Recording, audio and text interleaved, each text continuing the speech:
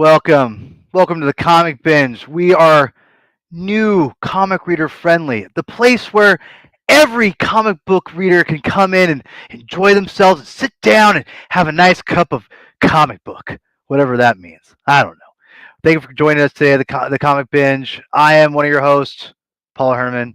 I'm joined by other people, but I'll get to them in a second. But please, if you could do me a favor, hit the like button, subscribe, comments. Even if you hate my guts, you think I sound like ass, just hit the like button. Just because it'll embarrass me more, right? That's what I thought.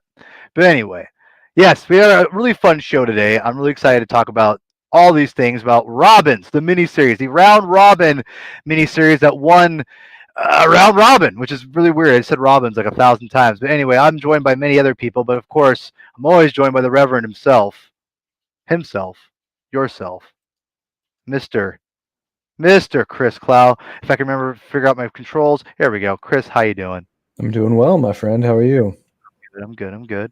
I'm also joined by my other reoccurring guest and friends of mine. Friends, not DMing buddies, but friends. We're friends, guys. We're past DMing. We're past DMers. I got my number. I got my digits. Now we're just Anyway, gonna DM you all the time. Just I hate your guy. I hate you guys suck. Why you do this to me? Anyway, I'm joined by Adam. Adam, how you doing, my friend? Not bad. Not bad. Excellent. Interesting. It's going to be interesting to be talking Robins. Robins, yes. And Mr. Michael, thank you for taking your time out of your Golden State Warriors day to join us today. Of course, yeah. I'm excited to talk Robins. Yeah, this was I think I saw you were posting about this and how much you were enjoying this, and I had recently read it too, and so That's I'm weird. excited to hear what you think. Yeah. Okay. Yeah. Well, so I was excited to hear what you thought about it. Yeah. So if because I'm terrible at names and remembering people, if one of you guys can get the credits for the main credits for this, that'd be awesome. And say it in a minute here, it'd be great. So what we're going to talk about today is a mini series called Robins, and it's a really, really interesting premise. Now, the history is, and Chris, you can chime in here and knock me in the head if I'm wrong about this, but this was the first of its kind of a round robin DC comic thing where basically they put a bunch of different comics together and fans got to vote for their favorite of the things to choose from. This was one of them, and the premise of this was what if, but an actual in continuity story of the first Robin, if you will, taking on the other mantles of Robins and whatnot. So, and I remember hearing that, thinking a Robin before Dick Grayson. That's it. It really. What?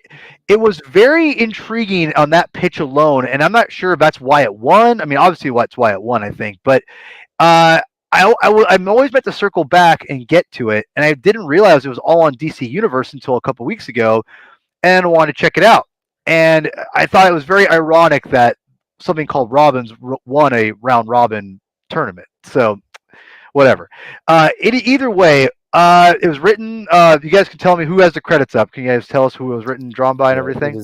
I'm gonna butcher one of these names, but yeah, it was written by Tim Seeley, and then all of the art, pencils, inks, were all done by Baldemar Rivas. Mm-hmm. That's the only credit I am seeing in. That's fine. Yeah, and so this was really interesting. I'll get you guys little points here. I was not knowing. I had no idea what to expect of this book, and when I read it, I was surprised. There's a lot of surprises for this, but and again, we're not going to do too much spoilers here, as always, because I want people to read it, because we are new reader friendly for comic books here. I want you, the listener or the watcher, instead of flipping me off, just go ahead and grab some comic books and read them and read Robins, and then you can come back, or you don't have to come back and just watch us talk about it a little bit and get you intrigued, because I want to intrigue you for reading comics. So I'm going to start with Chris here, because I'm very intrigued as the resident Batman fan. And by the way, this is Gotham Knight episode 8. I almost forgot to say that. We're on 8 episodes already for Gotham Knight. Very exciting. And it means anything Batman. That means Robin's included. Chris, as the biggest Batman, aka the Reverend here, I want to know what was your take going into Robbins? Did you have any interest of reading this before I made you read it, or what's your history with this series, really quick? Anytime you have characters like this, I'm always going to have at least a little bit of interest. I mean, Dick Grayson is one of my all-time favorite characters in fiction, right up there with his mentor.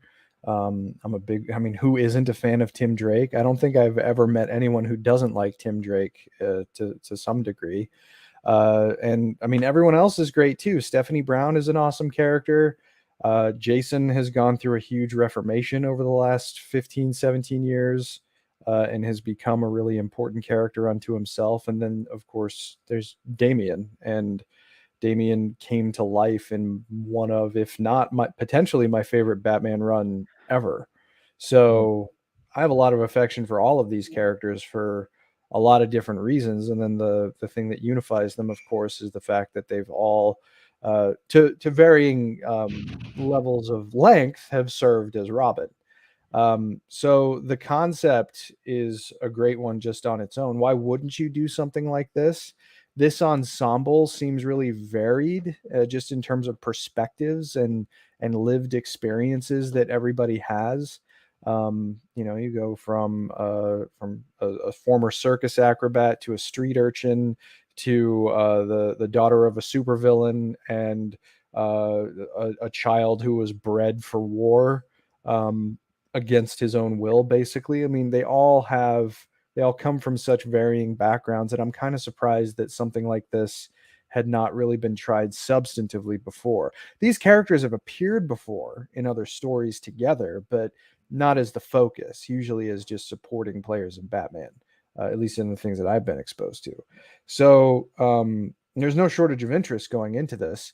Tim Seeley is a writer who I respect. I think he's really great in terms of concept. Sometimes his execution, in my estimation, can be a little bit lacking, but he was the one who kicked off the Nightwing series for DC Rebirth.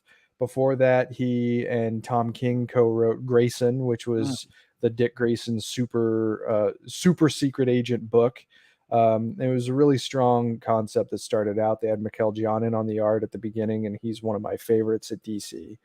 It kind of tapered off after a while, though. And I enjoyed Seeley's Nightwing at the beginning, but similarly, it just seemed like it had less interesting things to say as it went along. So did you have interest going into it? Yeah, I mean, there was interest, certainly, just on the basis of its conception. It's interesting. Okay. The story itself, I had fun with. Well, hold on, we'll get there. We'll get there. Really quick. I just want to get the kind of general feeling of everyone before. Adam, we'll go to you next because I think, again, because you didn't read it before, because Michael already read it. I'll go to him last. What was your take? Did you hear about this at all going into it before we read it? I don't remember if I heard about it. Okay, it was just possibly. me.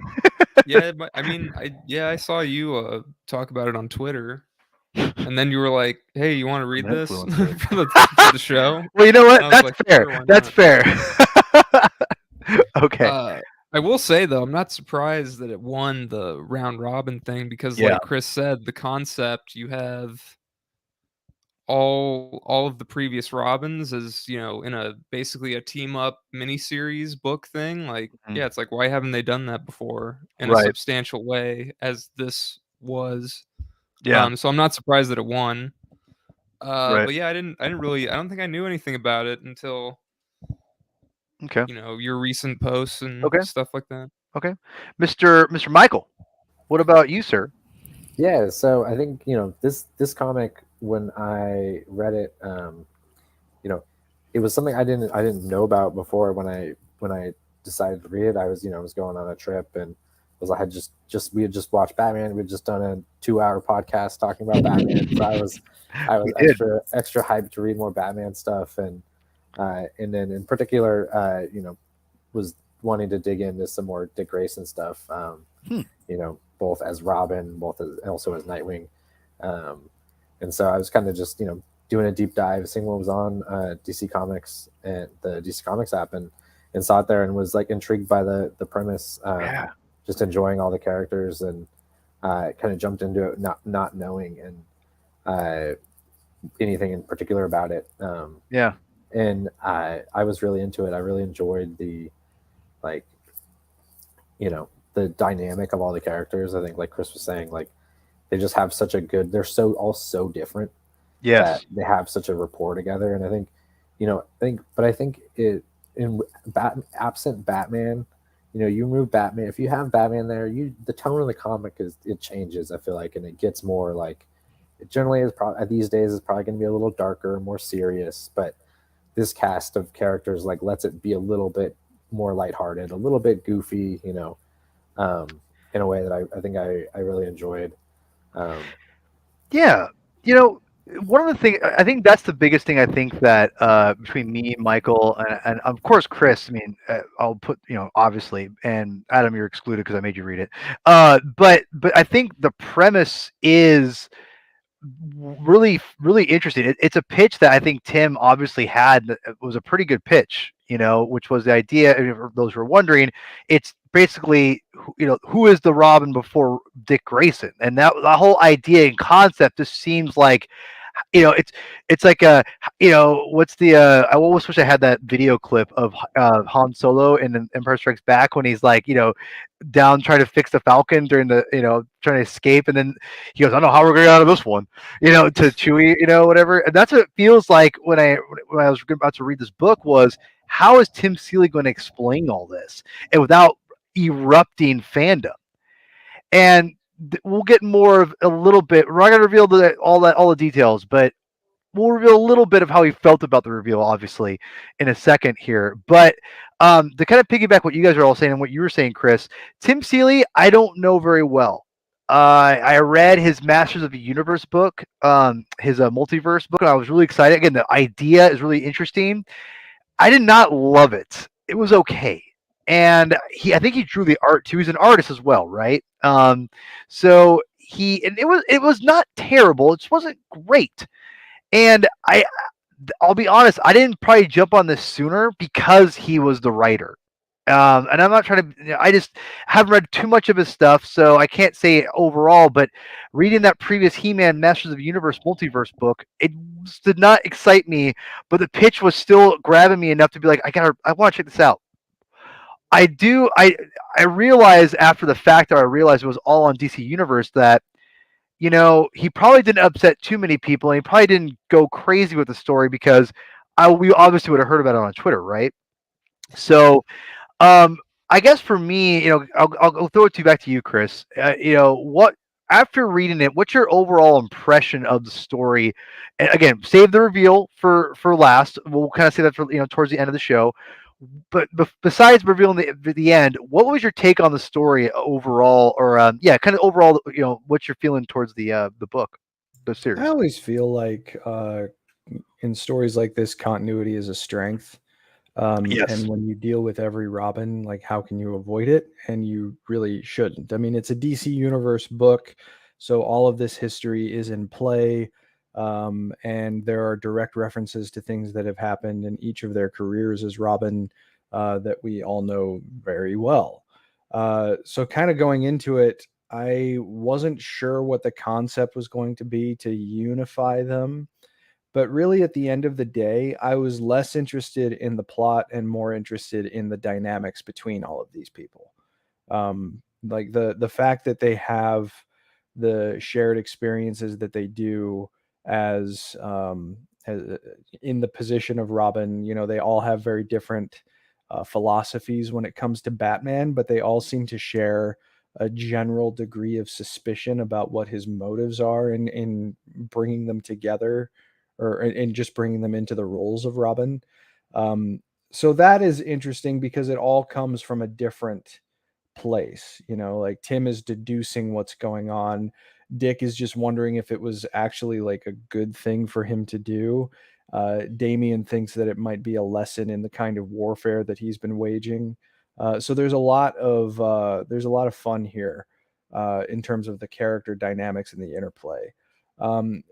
Story wise, the idea of well, I guess the core conceit, and I don't know if you want me to talk about like who it is that is at the head of all of this. Okay. But the core conceit, suffice it to say, they try to do a lot of like continuity wizardry, which is okay. Like, if retcons are fine if they can fit into the wrinkles between things reasonably well. And this might be an instance where like it's close to working well, but I don't think it's quite there. But that's okay. I mean, at the end of the day, that's just like an excuse and a reason to get everybody together. And that's what I really enjoyed. I feel like there is more gas in this tank to potentially tell other stories with this group, because they all do have a really interesting shared perspective from their experiences.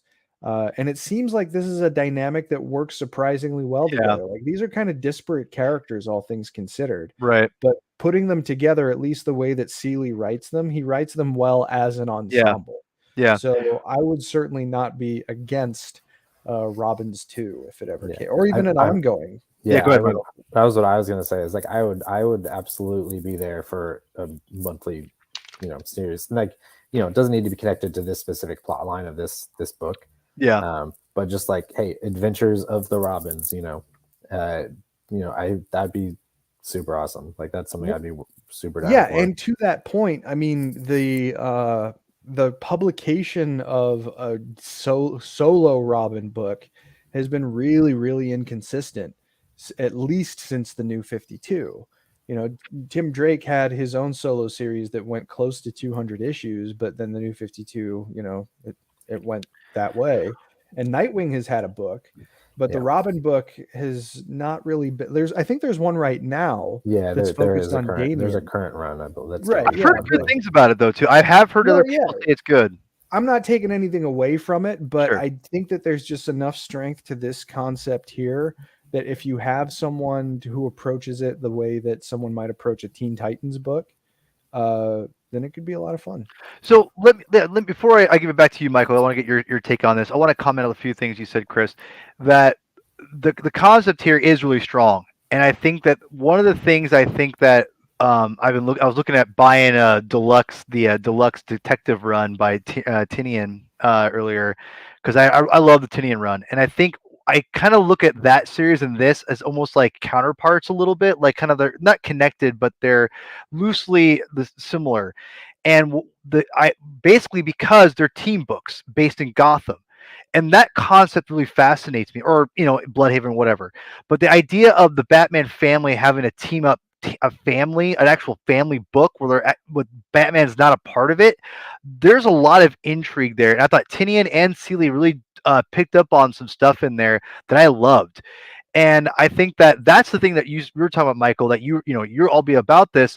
I wonder if this is more kind of more canon for the more fodder for the masses, or you could say for an idea of having that Gotham Knights like feel, having that team book of having these really interesting different characters that Batman's tied to, and their one common denominator is the Dark Knight himself, and how that brings and how everyone interacts with that differently.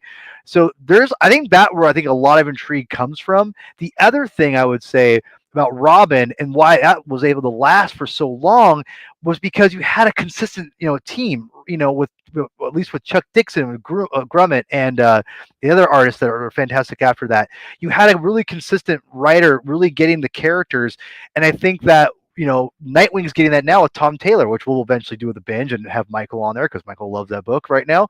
And that's the thing, is having a consistent voice and vision for the character, and DC or Marvel for that matter, whoever it is for comic books, lets the writer and the creative team kind of have a little freedom to tell a long-winded story and develop these things. So I think that is where the key is right there with Robin specifically. And I think when you have someone who, like you said, continuity, Chris, is a strength in this. And when a writer like Tim Seeley, who knows the continuity as well as he does, when you have someone like that writing the story like this, or a Tinian, I think for that matter, it's only a strength. So anyway, I went on too long. Michael, what's your overall, without getting to the reveal, what's your overall take on the Robins? So I think I said a little bit of it earlier, but yeah, I really loved it overall. I think I'm kind of like with Chris, where the specific plot of it all was less the thing that hooked me.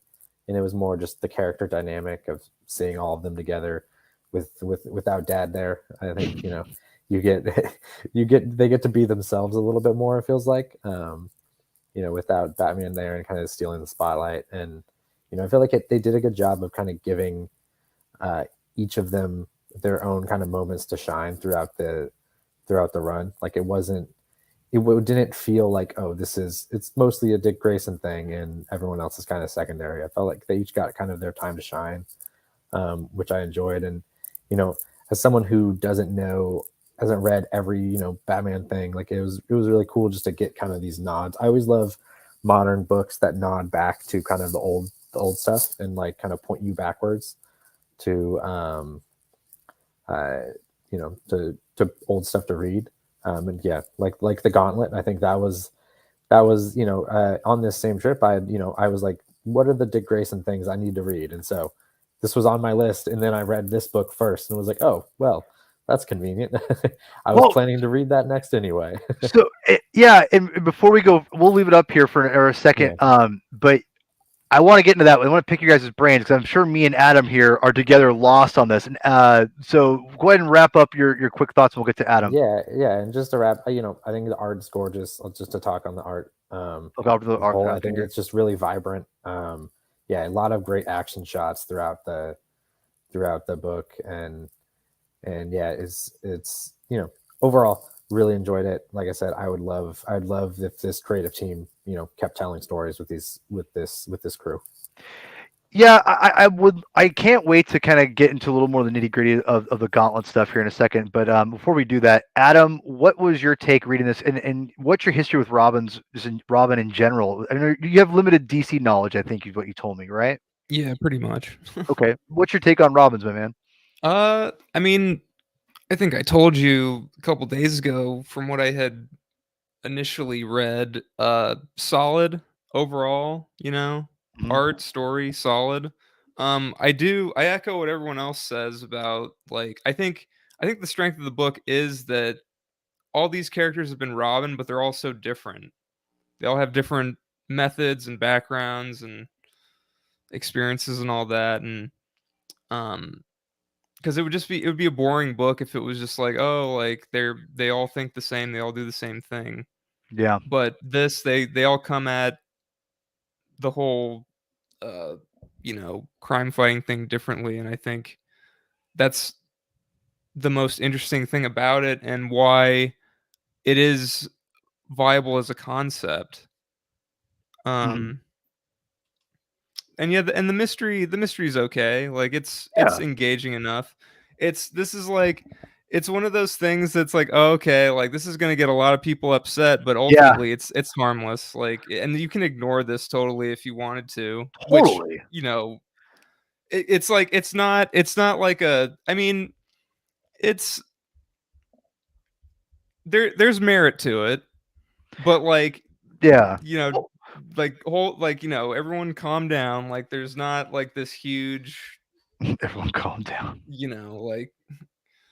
Well, because I just feel like there's probably someone out there who's like, "Oh man, like, what do you mean there was a Robin before Dick Grayson?" Like.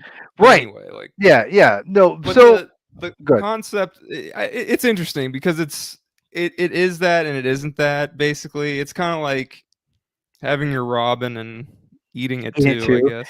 So Adam, as someone like and I'm kind of in the middle, and I'm sure like maybe me and Michael are more in the middle, whereas Chris is like the far left, if you will, of that as far as like knowing of Batman knowledge. And I would say me and Michael are probably more in the middle. Like we definitely have dabbled into DC. You're more not that. As someone who doesn't know DC as much, and again, I'm not trying to be obviously offensive for people who are wondering. I'm just being real. Did you feel this was like? Did you learn from the? I mean, it sounds kind of dumb for me to say that, but did you learn? Was this a good education? Was it good for a new reader like yourself? Yeah, yeah, yeah. Did you feel lost at all? Because there is some heavy stuff we'll get to in a second that Michael and Chris have already brought up. Well, that was the thing. I want to say, actually, I should have brought that up earlier. I feel like Okay. it's pretty, it definitely seems new reader friendly. Like it basically gives you the the gauntlets are the origins of these characters, more or less, like why they are Robin. So that in itself is like that gives you everything you need to know for the most part. Hmm.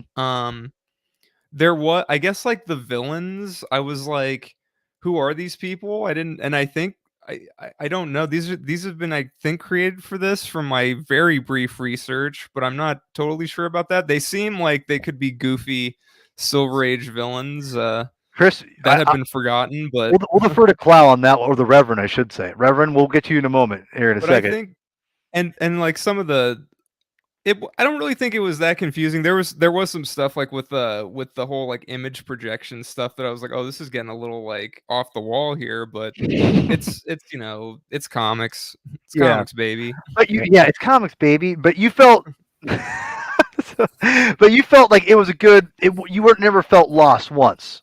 No, not really. So Like I said, confusion about the villains. Maybe like are sure. these established characters that I've never heard of? Because they actually could fit. I think.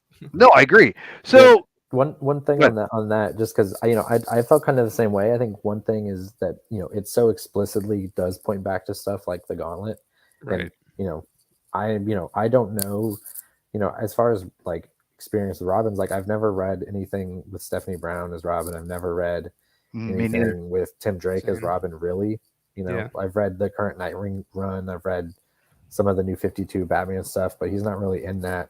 So like I don't really know Tim Drake much at all as a Yeah. character and his history. So like I think one thing that I would have loved is, editor notes like, hey, Oh God, yes, we're talking about the Gauntlet, or we're talking about these issues of Detective Comics or something. yes, Because I assumed all of their gauntlets were things that, I knew the Dick Grayson one was a thing because I had just, heard about that book right, before I read this. yeah, Out of coincidence. And it would have been great to have that just to point you back, because I definitely wanted to go back and read those stories after reading this, and yes, having that in the book would have been super helpful just to point you, because when it comes to the villains, like they totally do feel like an old goofy Silver Age villain that, were they from the past is, I won't say what it is, but is the reveal is that I don't know if that's a character from the past, yes. or if it's new. Yeah.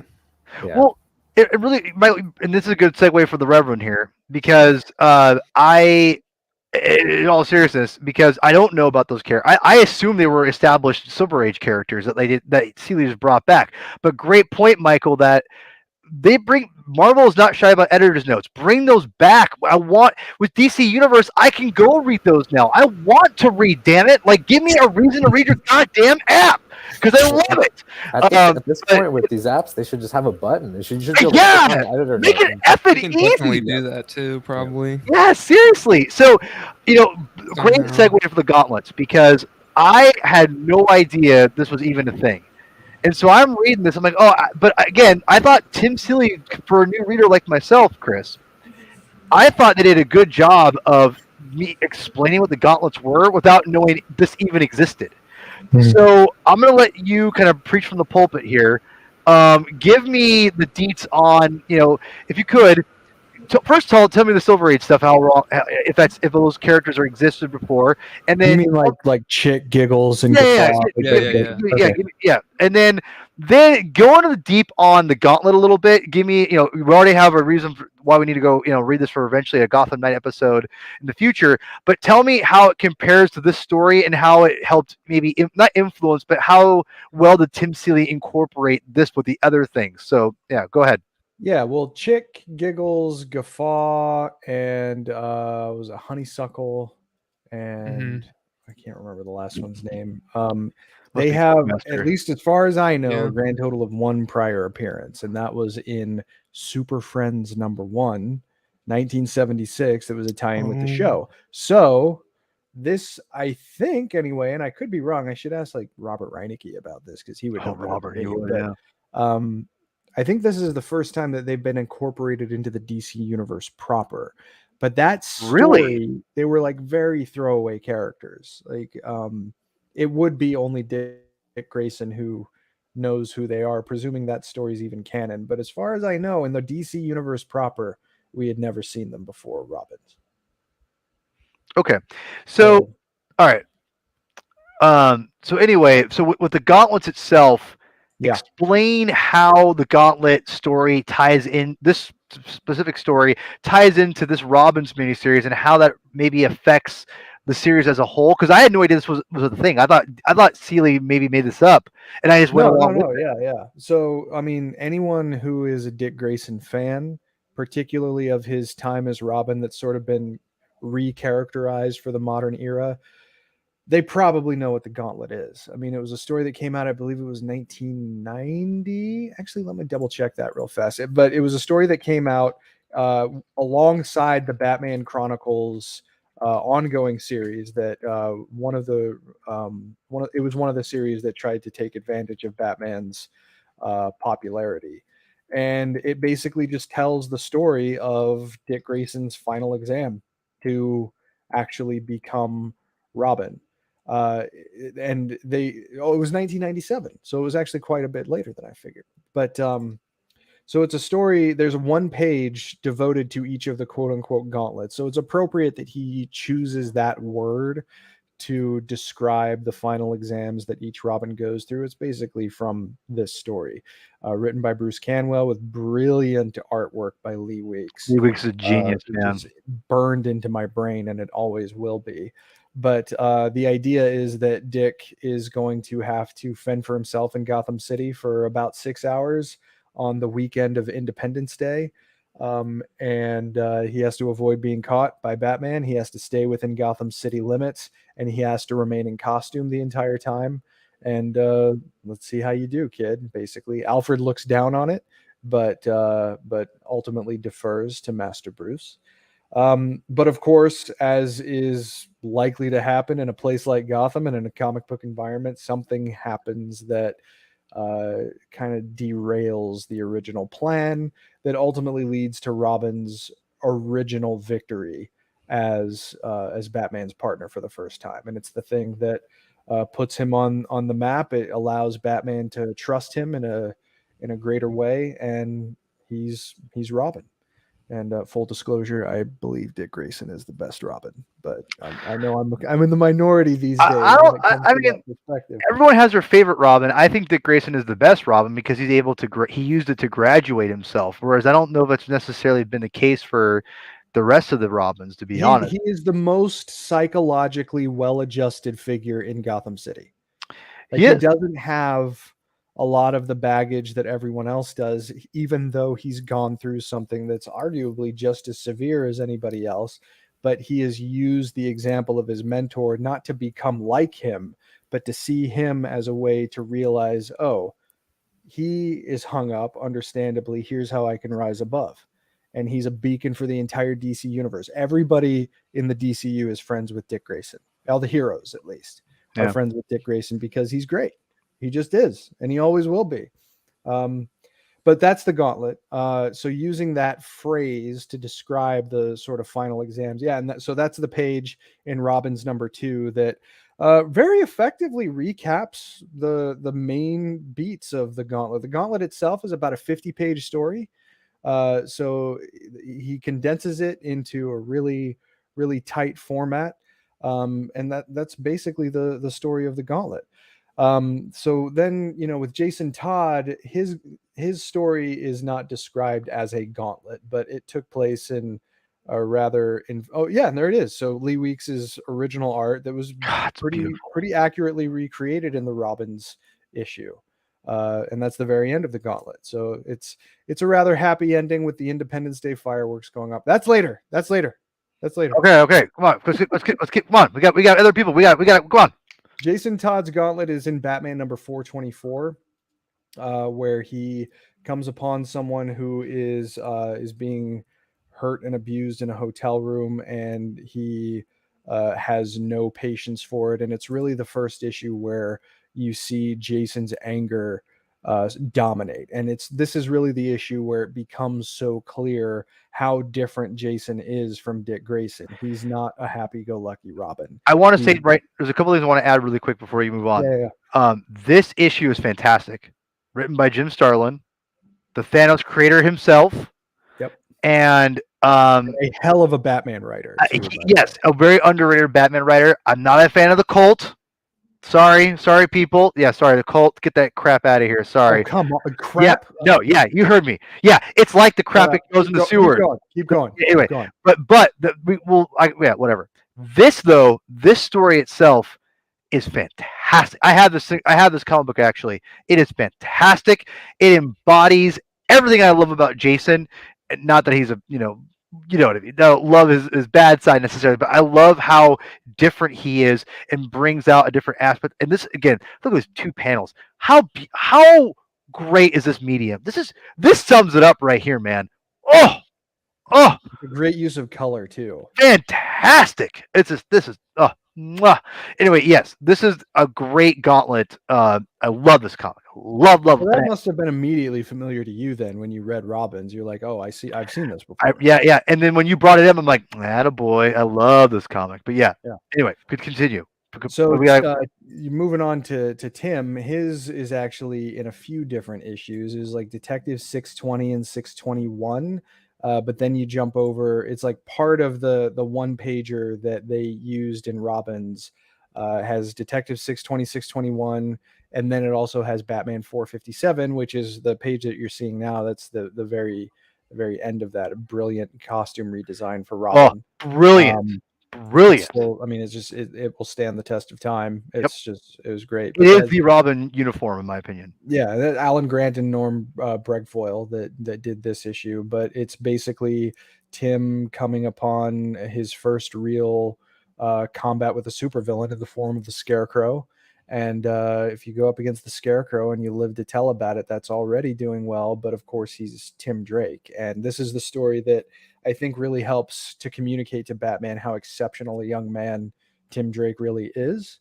And so he beats his gauntlet after enduring some very traumatic experiences with his parents in those 2 issues of Detective, and then going on to fight the Scarecrow for all intents and purposes. Mm-hmm. That's a hell of a gauntlet. So you got the third Robin after that.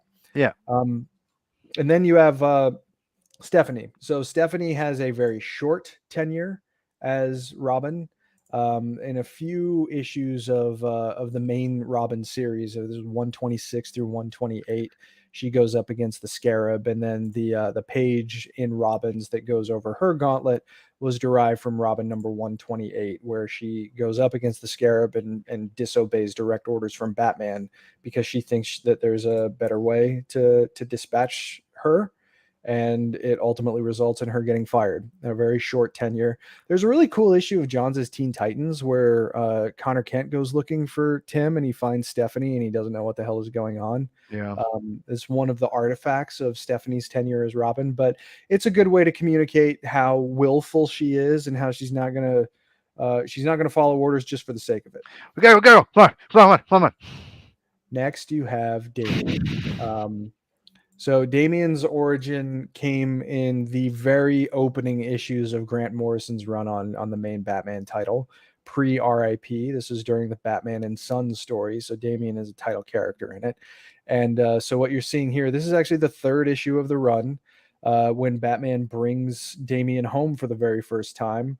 And one of the first people that he meets in the Batcave is Tim Drake, and they immediately get off on the wrong foot because Damian is, for all intents and purposes, an arrogant little brat. And Batman puts him in his place in a pretty awesome way in this issue. But before that happens, or I guess after that happens, but you have brilliant Andy Kubert artwork, and Damian's gauntlet is basically one of the best Robins in Tim Drake. And that's the final result. The page that you're seeing right now, that's the final page of the issue. Damian has forcibly removed Jason's enshrined Robin costume and put part of it on himself and goes out to meet his dad and try to be his new partner without realizing, the nuance that's required and the understanding that's required, and how brutality will only get you so far if you're going to be serving on the Bat family. So it's a cool lesson. And the 2nd issue of this series did a pretty solid job of condensing all of those issues into 5 pages. It's pretty you should read the original stories because they're great. Yeah, I mean, I as someone who really only knew Dick Grayson, like that's the only Robin I really know. It was really great. I thought it was really great of just like getting it in snapshot of like all these different characters. And I think even if you were someone who doesn't know any of these characters at all, I think it does a good. If you don't know anything about their history as Robin, I think like you said, like 5 pages, it does an awesome job of just kind of summing that up really quickly. Yeah, that's a really good point. It's a really Yeah. concise way to take Absolutely. a crash course in Robin history. And so I guess for you guys specifically, Adam and Mike, do you? I guess I'll go with you for your first, Adam. Did you feel that this made you want to learn or get into any more specific Robin? Like we have, if there's anyone in particular that this story really kind of resonated with you specifically, that you're like, oh, I want to read more comics based on that person.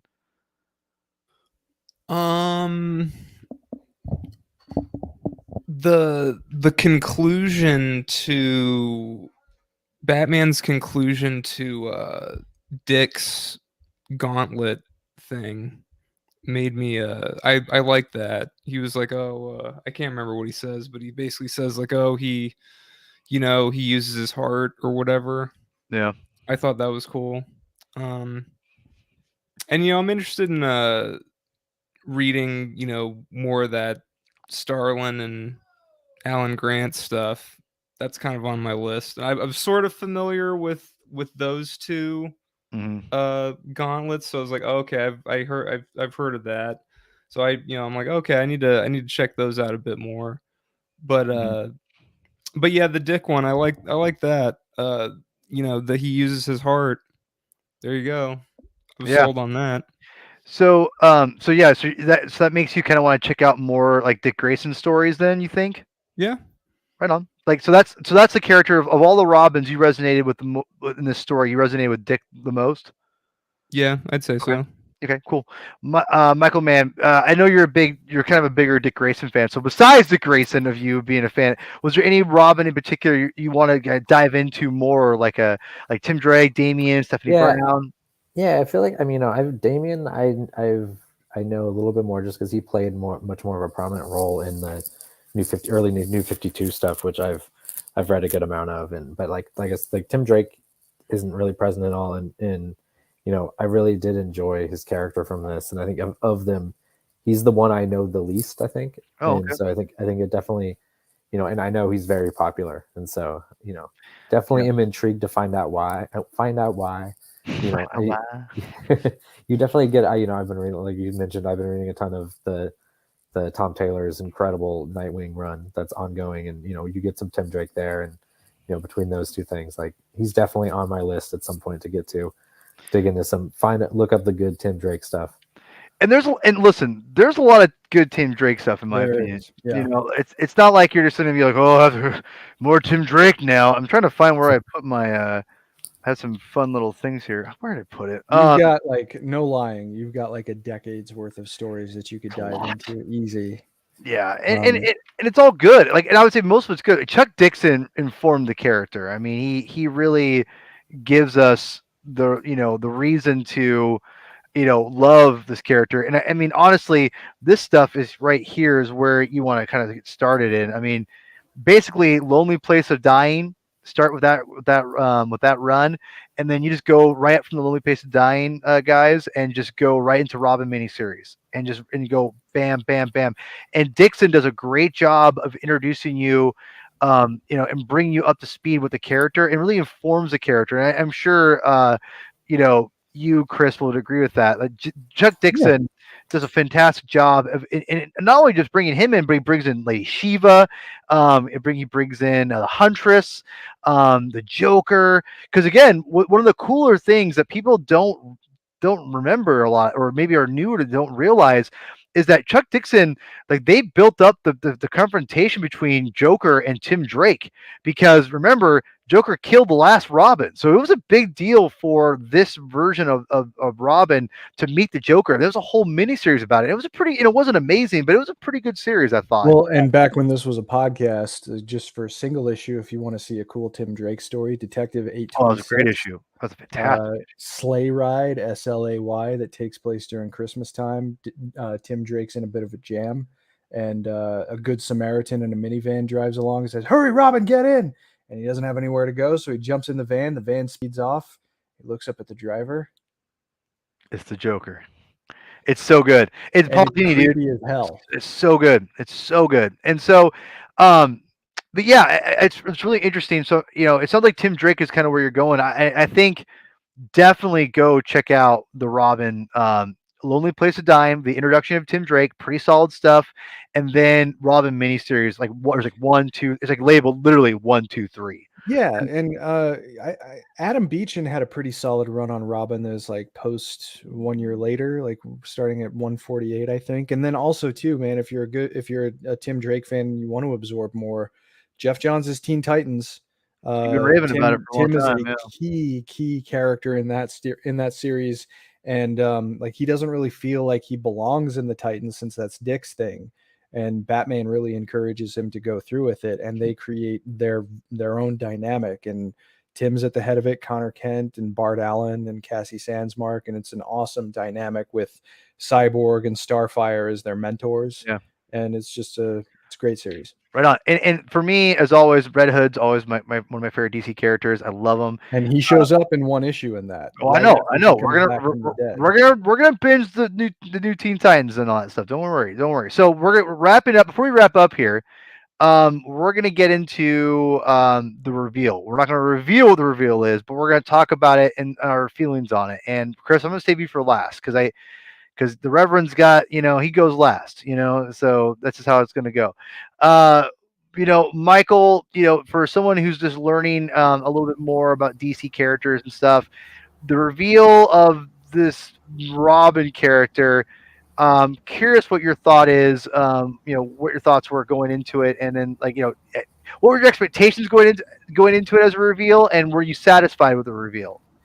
I don't think I had any expectations because I honestly don't think I don't know if I even read the synopsis on this before I jumped in. Really? I think I might have just been like, oh, cool. It's a brand new series that just came out with all these Robins. And that seems cool. Like, I don't know. I can't recall if I even knew the kind of the hook that that there being an earlier Robin was a thing, that they were kind of, that's what this was going to be about. But I mean, I think for me, the character design, I think, is the thing that was the best part of it to me. I love the look of this character and kind of just the like kind of creepy nature of it, of them. And when it came to the reveal itself, without getting into any specifics, like, I felt like it was interesting, but I think part of it, not knowing any of the history and kind of having that question of like, is this a thing? Like, is this all made up, or are we talking about, something that happened in some old Detective Comics book? I think it did leave me wondering that, and knowing, I felt like I didn't appreciate it maybe as much as some people might if they knew that answer. But I think the character I thought was cool and an intriguing character, and I think would be interesting to see more of.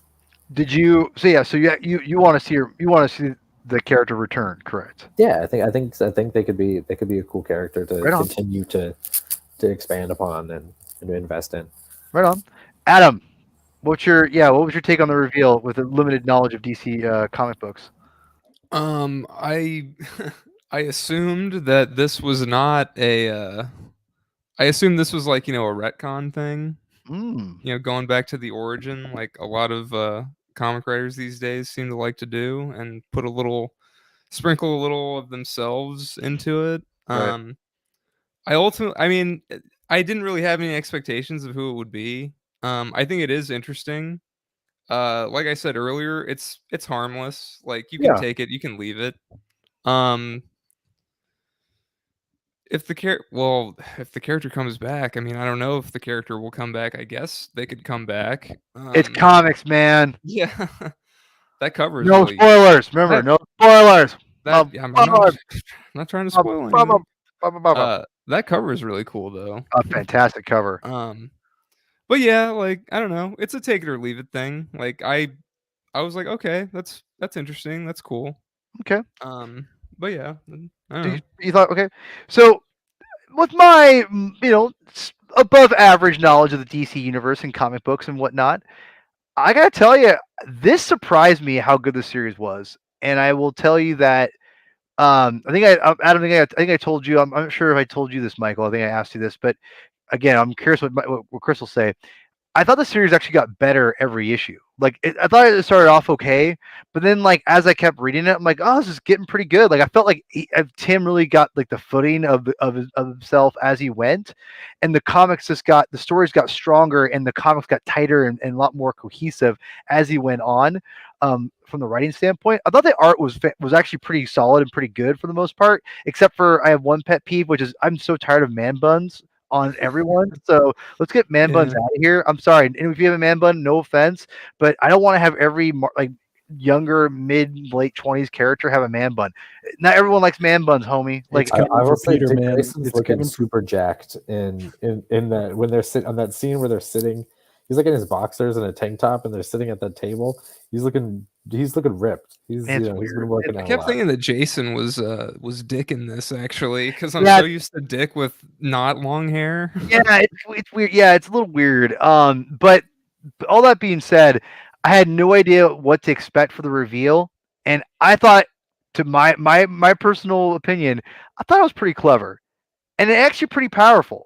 And I was surprised of how well Tim Seeley I thought navigated the continuity. I mean, like you said, Chris, this was a continuity strengthening book where you took the continuity before it and made the story, and it really makes a lot of sense, and it only gives this character and the backstory that much more credit. To be honest, this character is almost an amalgamation of all the Robins put together, almost, if you think about it. Like there's a lot of different Yeah. pieces from every single Robin incorporated in this, but into more tragedy. So um, is this one of my favorite stories ever? No, but that's not a bad thing. I really liked it. I need to pick this up and put it on the shelf as something I really want to revisit and have a physical copy of. So yeah, I really dug it. I thought this was a pretty solid story. Got only better. I want the character to return. I thought they were great. Yeah, again, I was surprised how much I liked this. It got better every issue. Reverend, tell me what you thought of the reveal and yeah, everything overall. I'm curious. Tell me. like like I mentioned at the top of the discussion, the creative use of continuity is always something that I think is a strength of comic book storytelling, especially when it's done well and when it's done seamlessly. This wasn't that seamless, but it was fun. Like the idea, I had heard about the concept of a Robin prior to Dick Grayson and was a little bit put off by it only because it seemed like it would be such a noticeable retcon. And I always prefer my retcons when you're not totally sure. Wait, is this something from the Silver Age or is this something like those are the best ones where it just feels natural and it feels like it's not an imposition on the kind of storytelling. This one doesn't quite fit that bill, but it is saved because the title as applied to her is very much on a technicality. So like that idea is fun, and the idea that Batman had to learn a lesson as a younger man before bringing on an actual partner, there is value in that. I think the most value that I found from it, just in terms of her application in the story, is that she is very much trying to convince all of these Robins that they would have been better off had they never interacted with him or with that title. And the moral of the story really is everybody needs some direction, and you guys provide it to Batman in your own way, but he did provide it for you too. Like this was a symbiotic relationship, despite what you may have previously believed. Now, some of these lessons have been learned by these characters in other stories before, but not together. So the idea of having them learn it together, that's enough of a justification to include a character like this. As far as whether or not she should show up again, maybe. I mean, I'm not going to say no. I just have a hard time seeing how else they would be able to exploit that fold in the continuity that they are very much stretching to fit 6 issues. But no, it was fun. It was an interesting idea that is a technical first Robin, but it doesn't do anything to infringe on the legacy of the characters that we do explore in this story, and it does help to shine a bit of a light on each of the Robins' understanding of who Batman is and what he tries to bring to his partners, even if he might fail them sometimes. I think the story is very blatant in showing that maybe the pairing with Stephanie was not good for either of them. And Jason seems to have gotten over a fair amount of the grief that he had had in years past related to his partnership with Batman. It doesn't seem like there's nearly as much blame there, even though Batman probably had enough blame for himself to spread across all of the Robins, but just in that one instance. But no, it was an interesting idea, totally worthy of telling a story. Did it light my world on fire? No, but didn't need to. It did its job. So but you thought it was for a big Batman fan, Reverend. You liked, but you thought this was adequate, and you could accept it in your if you accept all your stories, right? But you can fully accept this as canon. Like yeah, I can get behind this. Like instead of like I want this excommunicated from the record.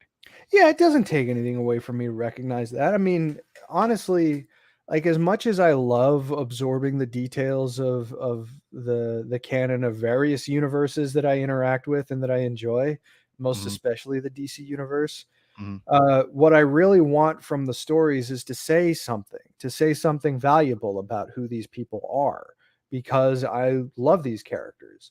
So what this creation says to me is that there is a lot to the symbiotic relationship between Batman and any Robin, and I like that. There is the component of a familial relationship between all of them. Like it's strengthened between the individual characters themselves in this story, like the main team, but it's also strengthened in terms of incorporating Bruce. Like the story starts with all of them together without Batman, and then by the end of it he's included in the group. And I think that is very much like a progression where you see that, well, maybe Batman doesn't belong with us, but the events of the story show, yeah, he does, because he does want to do right by you, even if he fails to do that sometimes. And the continuity stuff is fun, and those are the details that hold the universe together. That's the glue that holds it all together. But at the end of the day, continuity is not as important as saying something meaningful about who these people are and why they make the choices that they do. So it's totally fair game. It takes nothing away from my understanding of or affinity for any of the Robins, and Yeah. and I think that's what you want out of a story. Yeah, absolutely. So, y'all, we are done today. Did pretty well. Almost about under an hour. Is fantastic. I'm very excited about this. Thank you everyone for joining us. Again, if you haven't already hit the like button, like it, subscribe to it, comment on it. It's all good. It's all good.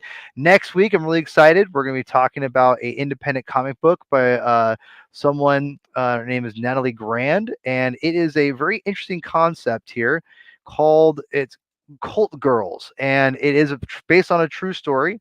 And I haven't read the whole thing yet. But I've looked over it. The art is very fantastic. The cover is a little more. The cover is a little bit more stylized than the actual book is. It is a little more of a cartoony style, but this is a little more exaggerated than the actual book is, and it's very interesting. Interesting premise. It's a more of a serious book, and it's not superheroes and everything. But I love the comic book medium, so I'm really excited to check this out. And I love supporting independent writers and comic book people. So yeah, that's next week. We're gonna interview the writer. I'm really excited to have her on. So yeah, going to be a great, great, great fun show. And then after that, we have the starting of the Infinite Crisis. Is that what it is? Infinite Crisis, right, Chris? So a lot of exciting things there. And we got other things coming up. But yeah, that's up next couple weeks. All right, everyone, let's pimp our stuff. Mr. Michael, where can people do your thing at? You can find me at MJ Daily on Twitter. I'll be, be aware. Warning: you're going to get a lot of Warriors tweets this time of year. Not but Cool Warrior. I do occasionally tweet about comic books and video games and Star Wars and stuff. So check that out along all my rants and sometimes angry rants during Warriors games. Wow. Well, Mr. Adam, what about you, my friend? At Enchilada Legs on Twitter, Spidey Dude Radio Network on YouTube, and all that. Yeah. Excellent. All right, and Mr. Chris, what about you? A new episode of Discovery Debrief Star Trek podcast is going up in a day or two, talking about episodes 8 and 9 of Star Trek Picard, which none of us really liked on the panel, unfortunately. Really? Oh. But we have some good conversations about it, and it all comes from a place of love for Star Trek. Oh, sure. Yeah. And then in 2 days from now, Star Trek Strange New Worlds is beginning, and I'm over the moon. I cannot wait for that show. So we're going to get back to regular episode recaps for it. I have literally been waiting for adventures from Captain Pike my entire life. So, like, as a kid, obsessively reading the Star Trek encyclopedia as a first and second grader and reading those articles for Captain Pike and going like, I want to see this in a TV show. Well, it's coming in a couple of days, and I'm very excited for it. In all seriousness, I love that stuff. I love when we get those things, and I'm really happy for you. And yeah, no, I'm being serious. I'm 1000% being serious. I'm being serious. Really cool.